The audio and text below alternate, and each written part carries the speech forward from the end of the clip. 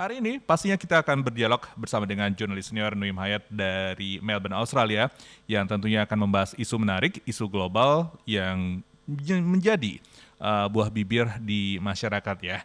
Dan yang kita akan bahas hari ini terkait dengan Dewan Keamanan PBB, MJ Listener, yang mengakui bahwa mereka sudah kehabisan cara menghadapi pemerintahan Taliban di Afghanistan yang kian berkuasa.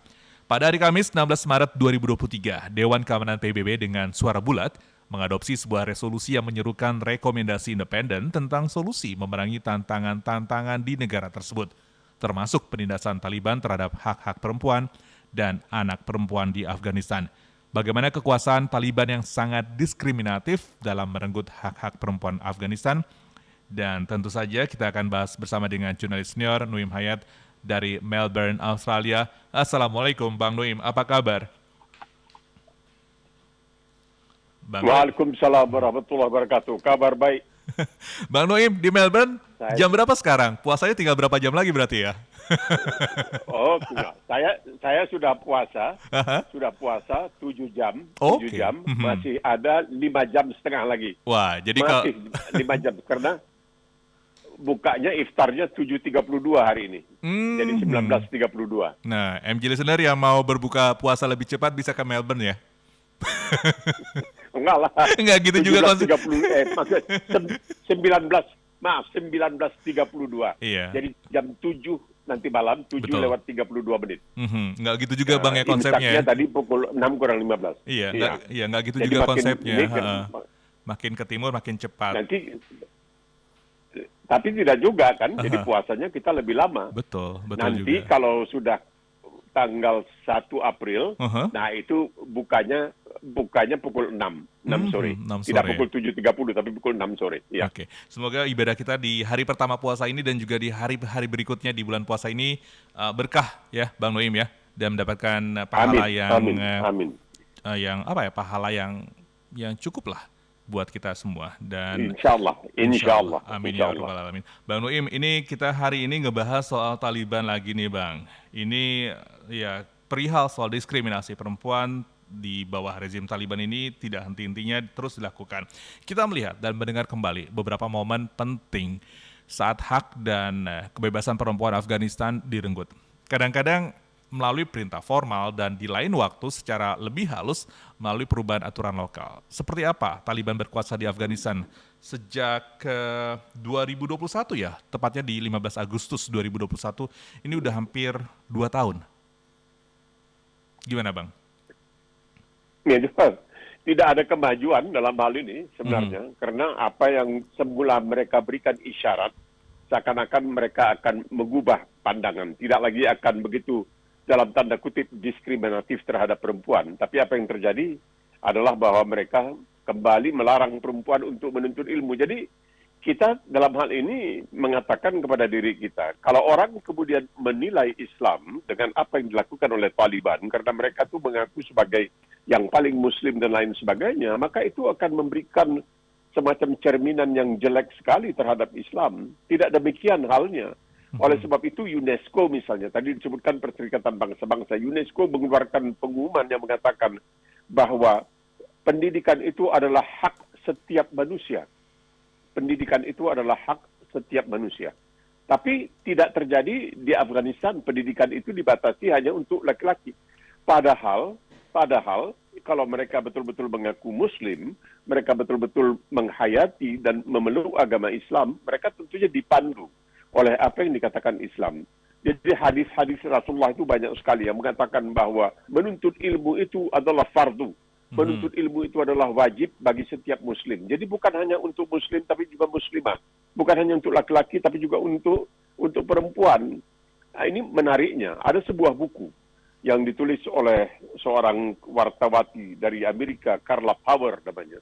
Yeah. Bukunya itu judulnya diambil dari salah satu ayat dalam Al-Quran.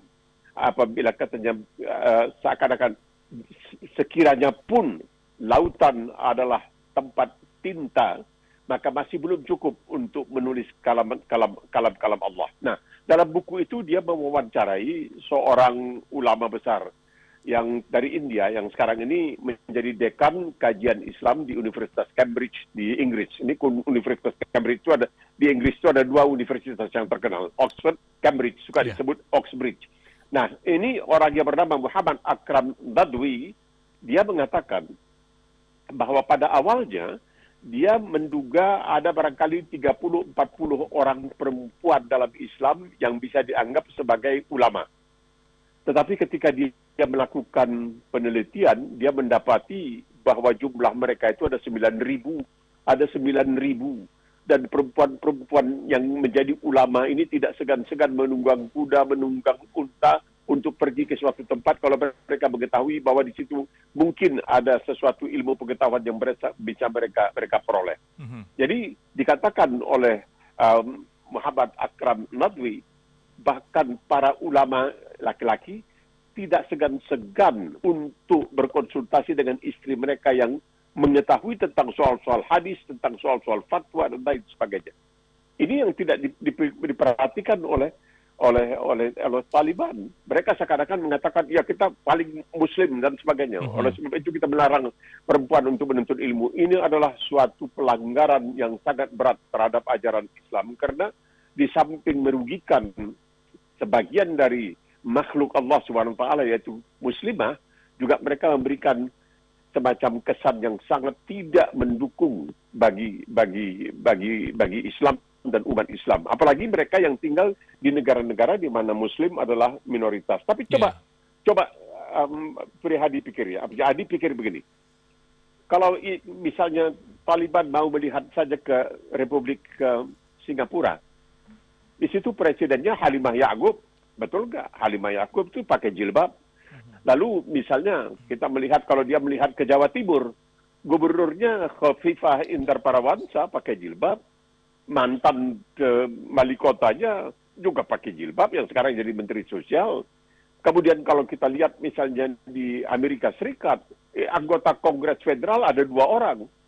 Ya, Ilham Omar dari Somalia dan Rashida Tlaib dari Palestina. Muslimah. Kemudian kalau kita lihat di Australia, ada di Australia ini senator asal Afghanistan yang pakai jilbab, ya, namanya Fatimah Paiman, umur baru 27 tahun, dia masuk pakai jilbab.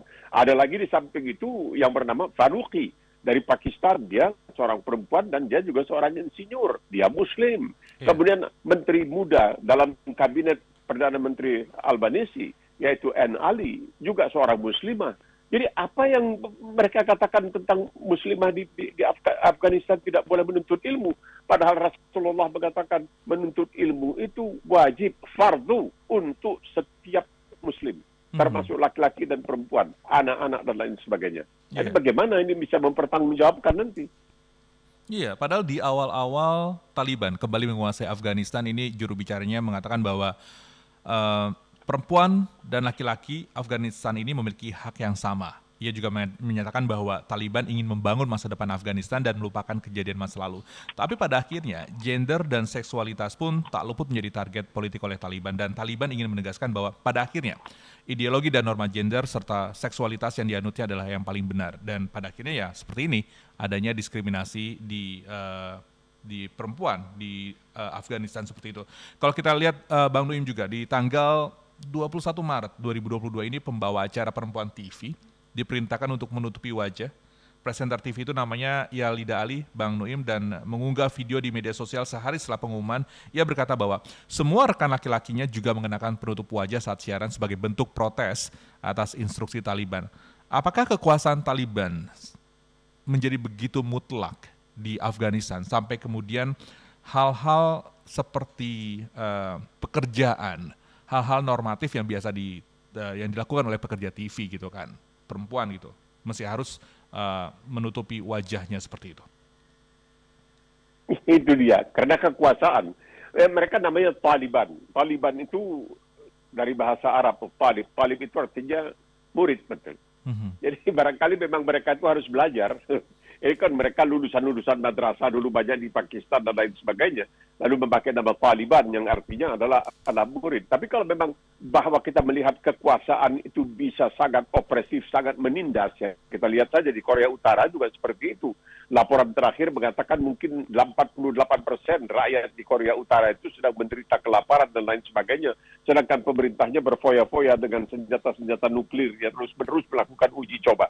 Jadi kembali ke Afghanistan. Nah, itu yang katakan tadi, Adi katakan, mereka pada awalnya berjanji akan lebih barangkali lemah lembut dalam menghadapi kaum perempuan. Dahulu ketika mereka pertama berkuasa sebelum Amerika dan sekutu-sekutunya masuk ke Afghanistan, itu kalau perempuan berjalan kelihatan tumit kakinya saja itu dipukuli di tengah jalan, di depan umum. Itu kan tidak boleh mempermalukan, apalagi perempuan dipermalukan seperti itu. Apakah tidak bisa dengan cara baik mengatakan kalau sekiranya memang itu harus dilakukan, ini tumit kamu kelihatan, coba tutupi. Ya, karena sekarang ini baru-baru sini beberapa hari yang lalu badan siaran ABC menyiarkan dalam acara agamanya bahwa ada gereja misalnya di Selandia Baru di Australia yang mewajibkan perempuan anggota gereja itu pakai sepatu mesti jari kakinya tidak boleh kelihatan. Jadi itu urusan masing-masing, ya. Kalau mereka mau ya ikut, kalau tidak mau tidak ikut. Tapi kalau macam Taliban ini kan ada pemaksaan. Padahal dalam agama itu sudah dijelaskan tidak ada paksaan dalam agama itu, dan ini yang menjadi barangkali perhatian orang. Karena begini, ketika Rasulullah SAW mendapatkan kabar dari informernya lah, orang yang menyampaikan informasi kepada beliau, bahwa kaum jahiliyah dari Mekah dengan jumlah 12.000 orang akan melakukan serangan terhadap Madinah, dan mereka akan menyapu bersih, akan membantai semua penduduk Madinah. Rasulullah kemudian melakukan konsultasi. Dari konsultasi itu disepakati untuk membangun khandak, yaitu parit, supaya pasukan Mekah tidak bisa masuk. Nah, ketika itu, ketika laki-laki lagi sibuk menggali parit dan lain sebagainya, Rasulullah mengangkat seorang wali kota bernama Safiyah. Wali kota Madinah itu Safiyah, perempuan bernama Safiyah diangkat menjadi wali kota. Apakah Taliban tidak tahu? Kita ini yang bahlul, yang dungu, yang blow on, yang tolol aja tahu bahwa itu pernah terjadi. Apakah mereka tidak tahu tentang hal ini? Jadi bagaimana mereka mengaku Islam tapi mereka melanggar sunnah dan melanggar perintah Allah SWT. Ayat pertama yang turun di Mekah kepada Rasulullah itu adalah berkata, Iqra, baca atas nama Allah yang mengajari. Itu kan kemudian dikatakan mengajar. Jadi ayat pertama saja sudah mengenai ilmu pengetahuan. Dalam Al-Quran itu ada surah bernama Al-Qalam, yaitu pen untuk menulis dan lain sebagainya. Kenapa ini dihalangi? Nah, ini yang tidak mengerti kita. Apakah di antara mereka itu barangkali tidak berani saja, ya, takut saja. Tentu ada yang mengetahui. Kan mereka bisa melihat ke sebelahnya itu, di Pakistan. Pakistan itu kan juga negara Muslim. Pakistan itu punya Benazir Bhutto yang pernah menjadi Perdana Menteri dan lain sebagainya. Kenapa mereka tidak melihat semua itu? Jadi seakan-akan mereka itu bodoh atau mereka takut pada perempuan. Tapi ada satu penjelasan yang menarik sekali. Apa, Bang? Penjelasan ini mengatakan begini, bahwa ketika ulama-ulama atau ahli-ahli atau pakar-pakar Arab menerjemahkan karya-karya para filosof Yunani, termasuk Aristotle, di situ Aristotle dalam salah satu karyanya sebagai seorang filosof mengatakan bahwa perempuan itu mesti ditekan, mesti dizalimi, ya, harus ditaklukkan. Perempuan harus ditaklukkan karena itu adalah kebutuhan masyarakat. Adalah demi kebutuhan masyarakat, perempuan itu harus ditekan, harus ditindas. Ya, istilahnya bahasa Inggrisnya subjugation, harus ditindas. Nah, ketika ulama-ulama Muslim pada waktu itu membaca karya Aristotle yang telah diterjemahkan oleh para ahli sebelumnya, orang-orang Muslim sebelumnya, mereka menarik kesimpulan dari ajaran Aristotle ini, oh benar ini, perempuan harus dilakukan penindasan terhadap perempuan. Nah, ini kata sementara kalangan yang membuat banyak ulama di masa lalu yang juga seakan-akan anti perempuan karena mereka membaca terjemahan dari filosofi yang diajarkan oleh filosof Yunani Aristotle. Mungkin itu katanya menjadi penyebab sehingga menjadi membudaya. Jadi bukan agama, tapi membudaya. Kalau agama sudah jelas. Rasulullah SAW mengangkat wali kota Madinah bernama Safiyah. Safiyah itu nama perempuan. Ya, jadi bibi saya itu ada yang namanya Safiyah. Saya tahu itu nama perempuan. Kenapa Rasulullah mengangkat seorang perempuan? Ya karena kemampuannya. Bukan karena apa-apa, tapi karena kemampuannya. Makanya dia diangkat. Rasulullah selalu mengatakan, serahkan urusan kepada ahlinya. Kalau tidak, tunggulah kehancuran. Nah ini yang barangkali tidak pernah dipikirkan oleh Taliban. Oke lah, mereka jaya. Mereka berhasil mengusir Amerika dengan sekutu-sekutunya, dengan segala macam persenjataan yang canggih dan sebagainya. Tapi kenapa dalam hal ini mereka begitu dungu? Ya, kalau nggak tahu juga kenapa mereka kemudian berlaku seperti itu. Karena memang Bang Noim, dalam masa pendudukan Amerika Serikat ini, Afghanistan, ini telah berubah dari yang hampir tidak ada anak perempuan bersekolah hingga memiliki puluhan ribu pelajar perempuan di universitas. Dan jatuhnya Taliban di tahun 2001 ketika kemudian Amerika Serikat melakukan ke Afghanistan, ini menyebabkan kesejahteraan para perempuan meningkat drastis. Tapi sekarang ini kebalikannya itu berubah drastis. Padahal Taliban sendiri menghadapi persoalan ekonomi. Ibaratnya gini Bang Noim, kalau misalkan seorang keluarga, kepala keluarganya ini tidak bisa secara optimal mencari nafkah, berarti kan mestinya memang ada seorang sisi perempuan yang akan membantu perekonomian. Tapi bagaimana jika seorang perempuan itu pencari nafkah untuk keluarga, kemudian dengan peraturan-peraturan seperti ini, sementara di sana pun juga perekonomian juga tidak baik-baik banget gitu kan. Apakah Taliban memang tidak punya empathy terhadap kondisi perempuan di sana sama sekali? Saklek lah ibaratnya seperti itu, Bang. Ya, itu dampaknya begitu. Bukan hanya tidak punya empati. Jadi saya malahan menyimpulkan, bukan tidak empati, tapi takut pada perempuan. Takut pada perempuan yang terpelajar. Jadi coba begini ya, coba adik ya, pertimbangkan bahasa-bahasa. Saya suka bertanya kalau kadang-kadang diundang ceramah ke sini, saya bertanya, universitas pertama di dunia apa? Banyak yang mengatakan Al-Azhar. Saya katakan bukan. Lah, kan Al-Azhar yang di Kairo, di Mesir itu bukan. Itu yang memang terkenal. Tapi ada universitas pertama di dunia yang dibuka dalam tahun 859 Masehi. Itu bernama Al-Qawariyin. Jadi masjidnya namanya Al-Qawariyin, universitasnya bernama Al-Qawariyin. Di mana? Di Fez. Fez itu di mana? Di Maroko. Siapa yang mendirikan Universitas Al-Qawariyin? Adalah seorang perempuan bernama Fatimah Al-Fihri Al-Quraisy yang mewarisi kekayaan orang tuanya, dan orang tuanya tidak punya anak laki-laki.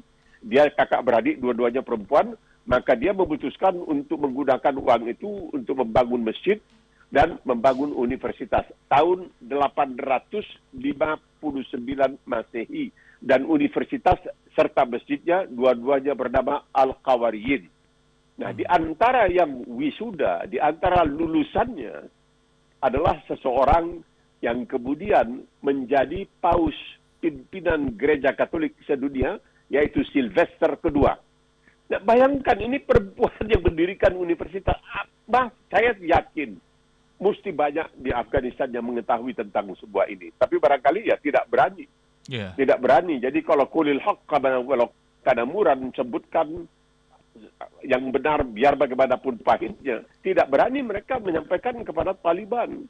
Ini sesuatu yang sangat zalimnya luar biasa. Kalau mencegah orang cari makan, barangkali tidak sezalim seperti orang mencegah orang mencari ilmu. Karena ilmu itu selalu dikatakan oleh Rasulullah, orang yang meninggal dalam upayanya untuk mencari ilmu, itu meninggal semacam orang yang mati syahid juga itu orang itu. Karena perlunya untuk memperoleh ilmu. Jadi kalau sekiranya Rasulullah mengatakan, ya, utlub al-ilmu walau fissin, tuntutlah ilmu walaupun sampai ke negeri Cina, itu kan menunjukkan betapa pentingnya ilmu itu. Dan ini yang tidak dimengerti oleh Taliban. Dan mereka itu barangkali sedang dalam tanda kutip ya mabuk dengan kemenangan mereka, berhasil mengusir Amerika dan sekutu-sekutunya. Tapi mereka seakan-akan melupakan kewajiban mereka sebagai pemimpin untuk memberdayakan seluruh rakyatnya, ya, seluruh masyarakatnya. Karena seperti dikatakan oleh Karen Armstrong. Nah, Karen Armstrong seorang bekas biarawati di Inggris, perempuan bekas biarawati yang kemudian menulis banyak tentang agama, termasuk agama Islam. Nah, dalam bukunya mengenai riwayat hidup Rasulullah SAW, Karen Armstrong mengatakan, Al-Quranul Karim mengamanatkan kepada para Muslim untuk membentuk sebuah masyarakat yang adil dan beradab. Masyarakat yang adil dan beradab. Dalam mana setiap anggotanya diperlakukan dengan hormat. Nah, anggotanya ini perempuan dan laki-laki dan lain sebagainya. Karena seperti diakui juga oleh Karen Armstrong, dan ini diakui juga oleh pemerintah Inggris sekian puluh tahun yang lalu, bahwa dengan masuknya, dengan datangnya Islam, maka terbebaslah kaum perempuan, terutama di kalangan jahiliyah. Karena pada waktu itu sebelum Islam datang, perempuan itu kalau menikah dia tidak bisa, maharnya itu tidak jatuh ke tangan dia, tapi jatuh mungkin ke tangan mertuanya, begitu. Tapi kemudian Islam datang mengatakan tidak bisa. Mahar ini adalah hak seorang pengantin perempuan. Tidak sah kalau dia misalnya tidak mau merelakan, tidak mau mengizinkan mahar itu tidak diberikan. Itu tidak sah pernikahan itu. Ini memberikan contoh tentang hak seorang perempuan di dalam Islam. Tapi apakah itu kita tanya lagi? Apakah Taliban ini tidak mengerti soal-soal yang begitu sederhana yang bisa dimengerti oleh orang-orang yang ya bisa dikatakan awam seperti kita-kita ini? Bang Nuim, sebagian besar kita meyakini bahwa mungkin saja meskipun kebebasan perempuan terlalu amat sangat diskriminatif oleh Taliban, tapi bisa saja kemudian sebagian besar kaum perempuan yang kontra dengan peraturan ini melakukan berbagai upaya agar haknya ini dapat kembali. Tapi apakah bisa dilakukan? Kita akan bahas Bang Nuim setelah pesan-pesan berikut ini.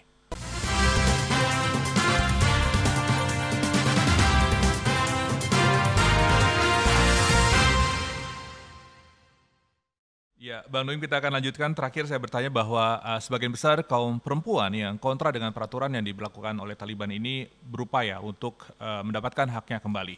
Yang menjadi pertanyaan, apakah ini bisa mungkin dilakukan dan apa yang bisa dunia luar lakukan, terutama PBB lah, untuk bisa melakukan upaya penengahan, upaya untuk hak-hak perempuan di Taliban ini bisa kembali ke mereka. Saya pikir bukan PBB, Adi. Ini lebih bagus kalau organisasi negara-negara Muslim ini yang 53 negara ini yang barangkali melakukan pendekatan, termasuk Indonesia tentunya dalam hal ini, melakukan pendekatan terhadap Taliban untuk mengatakan ini yang kalian lakukan ini bukan saja merugikan warga negara kalian yang dari pihak yang perempuan, tetapi merugikan citra Islam yang sekarang ini begitu disoroti, bahwa Islam ini dikatakan melakukan kezaliman terhadap perempuan, penekanan dan tidak. Saya juga heran ya. Misalnya beberapa waktu yang lalu ada seorang warga negara, orang asal Indonesia lah. Asal Indonesia itu minta kepada saya, Pak, saya mohon katanya anak perempuan saya dinikahkan dengan seorang orang Australia. Saya katakan, ya bisa, boleh, tapi harus laki-lakinya juga menjadi Muslim. Oh ya, dia mau jadi Muslim. Oke. Tapi saya katakan nikahnya ini tidak diakui oleh pemerintah Australia. Oh, nggak jadi soal. Asal sudah nikah secara Islam, nanti kami nikah di catatan sipil. Oke. Jadi dalam khutbah saya, bukan khutbah lah, ceramah saya tentang pernikahan itu, saya mengatakan Al-Quran, Al-Baqarah, ayat sekian-sekian mengatakan hunna libasul lakum wa antum libasul lahunna. Bahwa istri kamu itu ibarat pakaian kamu, dan kamu ibarat pakaian dari istri kamu. Kenapa Al-Quran menggunakan metafora pakaian? Karena pakaian itu katanya yang paling dekat dengan kita. Dan pakaian itu adalah hiasan kita. Jadi suami istri itu hiasan masing-masing, tapi yang penting itu bahwa paling dekat. Jadi artinya persamaan. Al-Quran itu memberikan persamaan. Hunna libasul lakum wa antum libasul lahunna. Nah, setelah itu banyak hadirin, terutama kaum wanita lah, para istri yang dari Indonesia, terus mengatakan, Pak, Ini Bapak bilang begini, kenapa kami dulu kata di Indonesia waktu menikah nggak dikasih tahu tentang hal ini? Selalu disuruh patuh sama suami, selalu mesti ikutin suami. Nah, saya bilang nggak tahu, saya hanya mengutip ayat Al-Quran. Bahwa dalam Al-Quran itu dikatakan istri itu ibarat pakaian suami, suami itu ibarat pakaian. Jadi bilang persamaan seperti itu saja sudah menimbulkan suatu kegemparan di kalangan para istri yang berasal dari Indonesia. Jadi saya pikir diberitahukanlah kepada Taliban oleh negara-negara seperti Arab Saudi, Mesir, kemudian negara-negara Emirat dan lain sebagainya, Pakistan, Indonesia termasuk Malaysia dan lain sebagainya, agar melakukan pendekatan dan mengatakan ini berbahaya karena di zaman Islamofobia sekarang ini, di mana Islam disoroti, kamu melakukan hal-hal yang sama sekali tidak wajar, yang sangat merugikan. Padahal mereka itu adalah bagian dari masyarakat kita yang dikatakan bahwa Al-Quran mengamanatkan kepada para peganutnya, para pemeluknya, kepada umat Islam untuk mendirikan sebuah masyarakat yang adil dan beradab, dalam mana setiap anggotanya diperlakukan dengan hormat. Ini kan yang diperlakukan oleh Taliban ini kan sama sekali tidak melakukannya dengan hormat, padahal Al-Quran sudah mengamanatkan itu. Jadi kalau mereka misalnya mengaku sebagai Muslim, dan Muslim yang paling hebat, nah ini mestinya pegangannya, pedomannya adalah Al-Quran. Al-Quran itu mengatakan demikian. Jadi kita nggak ngerti. Oleh sebab itu saya pikir kalau perserikatan bangsa-bangsa saja barangkali tidak begitu akan dipedulikan oleh Taliban. Karena Taliban dengan mengatakan kenapa nggak ngurus itu katanya Israel yang mencaplok dan lain sebagainya wilayah Palestina dan tidak bisa berbuat sesuatu apa. Jadi barangkali negara-negara yang terorganisasi konferensi Islam yang jumlahnya kalau tidak salah 53 negara ini berkewajiban. Karena ketika mereka melihat sesuatu yang tidak benar, itu kewajiban mereka sebagai Muslim untuk memberitahu. Barangkali Taliban bodoh, barangkali Taliban takut, barangkali harus diberitahukan kepada mereka. Yeah. Dia katakan Rasulullah saja tidak segan-segan mengangkat seorang perempuan, Safiyah, untuk menjadi wali kota Madinah. Masa nggak boleh belajar? Itu kan kelewatan. Jadi kalau dikatakan bahwa selalu dikatakan di dalam Al-Quran itu perkataan insan. Insan itu termasuk laki-laki dan perempuan. Kalau disebutkan insan itu dalam Al-Quran itu selalu adalah laki-laki dan perempuan. Atau kalau ya ayyuhalladzina amanu, wahai orang-orang yang beriman, itu juga termasuk perempuan, bukan hanya untuk laki-laki. Ini yang kita tidak mengerti kenapa Taliban yang mengaku sebagai Muslim dan menerapkan secara de facto dan de jure sebuah negara Muslim, tapi tidak melaksanakan yang begitu asasi, yang begitu penting, yaitu ilmu, menuntut ilmu. Rasulullah tanpa tedeng aling-aling mengatakan, fardu, itu wajib hukumnya bagi setiap Muslim untuk menuntut ilmu. Bang Nuim, ini di Januari 2023, pemerintah Taliban di Afghanistan menyambut baik pertemuan dan deklarasi Organisasi Kerjasama Islam OKI yang tadi barusan kita bahas tentang negara itu baru-baru ini, tetapi meminta komunitas internasional untuk tidak mencampuri urusan dalam negeri Afghanistan. Karena sebelumnya juga OKI menyuarakan kekhawatiran mereka atas pembatasan terhadap perempuan Afghanistan. Nah, kalau saja PBB mungkin tidak digubris, OKI saja yang sesama organisasi kerjasama Islam pun juga tidak digubris. Adakah instansi atau lembaga lain yang bisa menekan Taliban agar bisa mengembalikan hak-haknya perempuan dengan menolak hak pendidikan dan anak perempuan dan mereka dibiarkan rentan terhadap kekerasan, kemiskinan, dan eksploitasi sehingga bisa melemahkan setengah populasi Afghanistan, sementara Afghanistan adalah anggota ICC. Apakah ICC tidak bisa berperan dalam menangani pelanggaran yang dilakukan oleh Taliban, Bang Nuim? PBB, OKI, ini ICC agak ini. Sulit. Ya. Kalau ICC ya, kalau Mahkamah Pidana Internasional mungkin agak sulit ya. Mungkin agak sulit. Karena ini perlu barangkali suatu tekanan moral. Jadi kalau OKI secara serentak, secara sekaligus, skala bersama-sama, melakukan suatu pendekatan, bentuk suatu delegasi, kirimkan ke Afghanistan untuk melakukan pendekatan dan menjelaskan ayat-ayat, bagaimana hadis-hadis dan lain sebagainya, mereka ya insya Allah mudah-mudahan mau mendengar. Tapi saya pikir kalau dari pihak luar, termasuk ICC juga tidak bisa berbuat banyak tuh. ICC boleh mengatakan bahwa ada misalnya seorang kepala negara bernama Vladimir Putin ketawa saja, malahan Vladimir Putin akan memperkarakan ICC dan lain sebagainya. Saya pikir tidak, karena kurangnya wibawa Jadi yang menurut saya paling berwibawa itu adalah Oki, dan Oki harus melakukan, dan tidak artinya menahan diri, tidak mau mencampuri urusan seperti dahulu dikatakan, kita tidak mau mencampuri urusan Burma atau Myanmar karena mereka melakukan penganiayaan yang sangat luar biasa terhadap Rohingya dan sebagainya. Tidak bisa. Karena kesalahan itu, apalagi kesalahan seperti yang melanggar hak asasi manusia, ini kan hak asasi. Seperti yang dikatakan oleh UNESCO, setiap orang, laki-laki maupun perempuan, itu Al-Quran itu ada ayat-ayat yang mengatakan, laki-laki dan perempuan, laki-laki dan menunjukkan persamaan. Apa ini ayat-ayat Al-Quran? Jadi, kalaupun sebenarnya Taliban mengatakan tidak, ya kita mungkin bisa memohon kepada mereka, janganlah pakai nama Islam. Pakailah nama lain, pakai nama Afgan, pakai nama apa, tapi jangan pakai nama Islam. Karena kamu memberikan citra, memberikan kesan, mencerminkan Islam itu tidak benar, Islam itu kejam dan lain sebagainya. Tidak dibolehkan itu. Itu tidak boleh. Karena kalau Oki berbicara, itu memang ada wibawa moralnya itu besar sekali sebenarnya. Wibawa moralnya itu besar sekali. Ya, kalaupun sekiranya misalnya Arab Saudi bisa berbuat sesuatu. Misalnya Arab Saudi mengatakan, tidak bisa dari Afghanistan untuk melaksanakan ibadah haji. Kenapa? Ya, karena kalian tidak mengakui hak perempuan, dan itu bertentangan dengan ajaran Islam seperti dikatakan oleh Karen Armstrong bahwa Al-Quran Karim mengamanatkan kepada umat Islam untuk membentuk sebuah masyarakat yang adil dan beradab dalam mana setiap anggotanya diperlakukan dengan hormat. Kalian tidak memperlakukan kaum perempuan kalian dengan hormat. Jadi barangkali dalam hal ini Arab Saudi bisa membendung mereka tidak masuk. Mungkin ini akan membuka mata mereka. Ya, mereka boleh teriak-teriak, tapi tidak menjadi persoalan. Bagaimana dengan teriakan-teriakan perempuan-perempuan di Afghanistan yang tidak bisa memperoleh kesempatan untuk menikmati pendidikan? Iya, betul, memang pada akhirnya Oki juga merasa gerah dengan apa yang terjadi di Afghanistan dalam hal ini di bawah pemerintahan Taliban terkait dengan dibatasinya hak-hak perempuan, karena juga Taliban sendiri bahkan meminta, ini ketika kemudian Oki menyatakan dan mengatakan hal itu, Oki menyuarakan kekhawatiran mereka atas pembatasan terhadap perempuan Afghanistan, tapi lagi-lagi Taliban mengatakan bahwa meminta organisasi-organisasi internasional, terutama Oki, agar memiliki pemahaman yang erat dengan Kabul. Dan tentu saja ini juga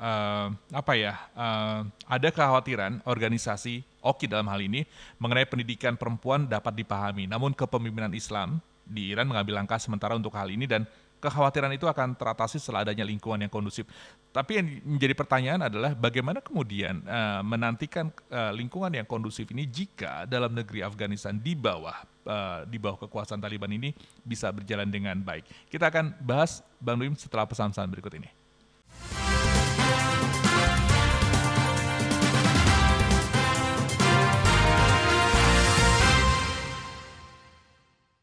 Terima kasih MG Listener yang masih bergabung bersama kami di Morning Traffic dalam segmen Morning Session with Nuim Hayat bersama saya Priyadi hingga pukul 11 siang nanti. Dan Bang Nuim, kita masih ada satu segmen lagi. Bang Nuim, terakhir saya mengatakan bahwa setelah dilakukan pertemuan dan deklarasi organisasi kerjasama Islam tentang negara itu di Taliban, pemerintahan Taliban di Afghanistan, Oki memutuskan untuk mengutus delegasi ke Afghanistan guna membicarakan hak-hak perempuan atas pendidikan dan pekerjaan dengan Taliban.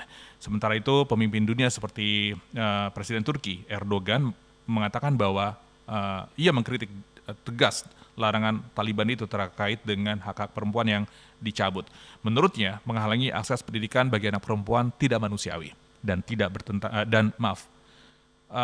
Erdogan mengatakan bahwa menghalangi akses pendidikan bagi anak perempuan tidak manusiawi dan bertentangan dengan Islam. Jadi macam Erdogan yang kita kenal keras pun, Oki yang sebagai organisasi Islam pun, PBB pun juga tidak digubris. Apa langkahnya? Bahkan ICC pun juga nggak bisa berperan dalam hal ini, Bang Nui. Jadi barangkali kita mesti menuntut kepada Taliban dan mengatakan, kalian jangan mengatakan bahwa ini berdasarkan ajaran Islam. Kita tidak terima. Atau kita terpaksa berkampanye ya hebat-hebatan yang mengatakan bahwa apa yang dilakukan oleh Taliban tidak Islami. Ya, itu. Nah, selain itu tentunya Arab Saudi bisa berkatakan, oke, kalian tidak bisa masuk untuk menunaikan ibadah haji karena kalian telah melanggar ajaran Islam. Bagaimana? Karena mereka melihat ya, ketika para jemaah haji yang pergi ke Madinatul Munawwarah ke Makkahul Mukarramah, bisa baca Quran dan itu kan pendidikan. Kalau tanpa pendidikan masa mereka bisa seperti itu?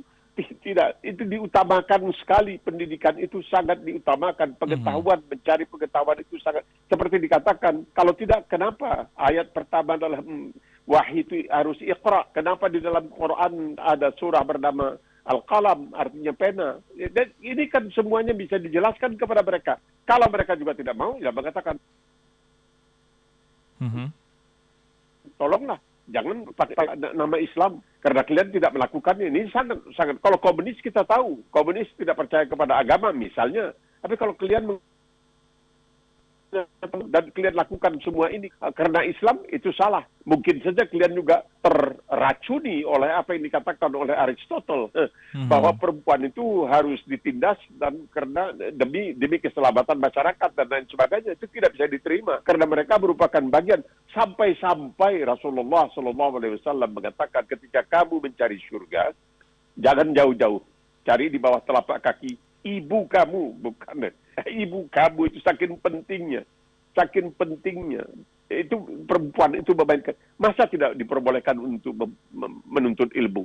Jadi katakan, jangan pakai nama Islam, jangan katakan ini kami lakukan karena tidak, jangan pakai itu. Tidak, itu menyakiti perasaan 99,9% umat Islam di seluruh dunia. Jadi Oki barangkali juga bisa melakukan pendekatan itu. Kalau sekiranya kalian tidak mau ya menuruti ajaran Islam yang sesungguhnya, maka jangan mengaku sebagai Muslim. Jangan mengaku bahwa ini dilakukan karena inilah ajaran Islam. Tidak benar. Ajaran Islam adalah kebalikan dari apa yang mereka terapkan di Afghanistan. Okay. Jadi ada dua lah. Itu Oki bisa, tapi Arab Saudi juga bisa memainkan peranan dengan mengatakan, ya apa boleh buat, untuk sementara kami tidak akan bisa mengizinkan orang dari Afghanistan untuk, ya ini tentunya merugikan ya orang-orang yang tidak terlibat. Tetapi kalau memang Taliban yang berkuasa punya perhatian terhadap kepentingan rohani, jasmani dan sebagainya dari rakyatnya, maka dia mungkin harus memikirkan dalam-dalam apakah perlu melakukan perubahan. Karena ini hal yang sangat sepele. Sangat sepele. Ini tidak bisa dikatakan berat. Tidak. Ini ada di dalam hadis, ada di dalam Al-Quran. Oke, Bang Nuim, bolehlah kemudian masyarakat internasional mengkritik apa yang telah dilakukan oleh Taliban dengan kebijakannya saat ini. Tapi bukankah urusan dalam negeri sebuah negara atau suatu negara ya tanggung jawab negara itu sendiri? Sejauh mana sih sebenarnya organisasi ataupun juga negara-negara di luar negara itu yang mungkin menunjukkan empati dan kepada negara tersebut, Afghanistan dalam hal ini di bawah Taliban, sejauh mana mereka bisa terlibat dan bisa didengarkan nasihat-nasihat mereka kepada terhadap Taliban? Ya, masa lalu kita mengetahui apa yang dilakukan oleh Amerika di Vietnam untuk melakukan pengumuman, apa yang dilakukan oleh Amerika terutama di Irak ya, dalam bulan Maret itu juga untuk melihat bahwa karena di Irak tidak ada demokrasi dan sebagainya, maka kita masuk untuk memperkenalkan demokrasi kepada rakyat Irak, menghantam Saddam Hussein dan lain sebagainya. Tapi barangkali sekarang sudah tidak bisa. Karena apa? Karena cara-cara yang demikian itu gagal. Itu gagalnya karena kesalahan dari Amerika Serikat sendiri sebenarnya.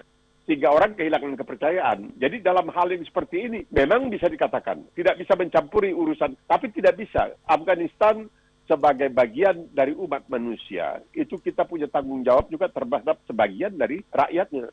Itu adalah kekejam yang dalam hal kita seperti Muslim kita ini, kita tidak menginginkan mereka memberikan suatu kesan yang sangat berbahaya kepada umat manusia yang Muslim, terutama mereka yang tidak begitu mengetahui tentang ajaran Islam.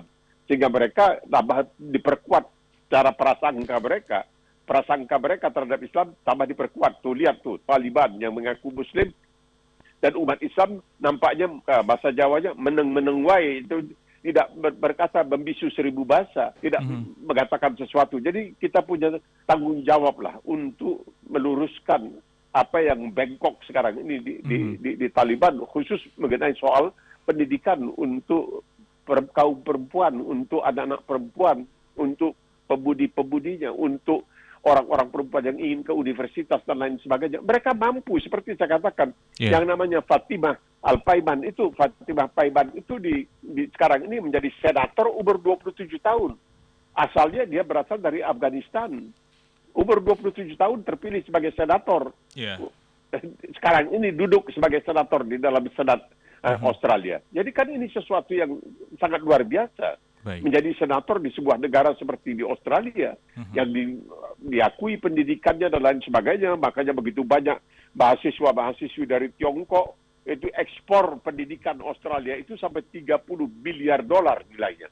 Pernah datang dari India, dari Indonesia, dari Tiongkok, dari banyak negara lain datang menuntut ilmu di sini. Bisa seorang muslimah seperti, dan hebatnya lagi asal dari Afghanistan, bernama Fatimah Paiban, bisa menjadi senator. Jadi kita melihat bahwa kalau diberikan kesempatan luar biasa, karena memang pernah misalnya ada juga wartawati keturunan Afgan di Melbourne ini, di Australia ini, dan kemudian dibujuk oleh BBC untuk bekerja untuk mereka. Dan sekarang juga ABC punya banyak wartawati yang asalnya dari Afghanistan. Iya. Oke. Memang Bang Nuim, berbagai upaya dilakukan agar keadaan perempuan Afghanistan ini dapat kembali seperti semula pada saat Amerika Serikat saat itu di tahun 2001. Atau setidaknya lebih baik dari apa yang mereka jalani sekarang. Mereka bisa saja tahu bahwa beberapa upaya akan berujung sia-sia, tapi setidaknya mereka telah mencoba. Dan kekhawatiran ini tak lepas dari benak mereka, tetapi khawatir saja tidak akan memperbaiki keadaannya, Bang Nuim. Bermodalkan harapan dan atas dasar kesetaraan hak perempuan Afghanistan terus berupaya hingga suatu saat muncul titik terang yang dapat mengembalikan hak-hak mereka. Tentu ini merupakan perjuangan yang tidak sebentar, tapi ini merupakan perjuangan yang butuh waktu, dan yang jelas dunia internasional, negara-negara internasional juga bisa melibatkan diri dalam kemudian memberikan pencerahan terhadap Taliban. Bang Nuim, terima kasih untuk dialog kita hari ini, hari Kamis tanggal 23 Maret 2023. Terima kasih telah memberikan lagi-lagi pencerahan kepada MG Listener dan juga terhadap saya, Bang Nuim, untuk Morning Session with Nuim Hayat untuk hari ini. Sekali lagi terima kasih Bang Nuim untuk hari ini. Terima kasih. Baik. Sama-sama. Iya, sehat-sehat selalu Bang Nuim dan selamat menanti berbuka puasa Amin. di Melbourne.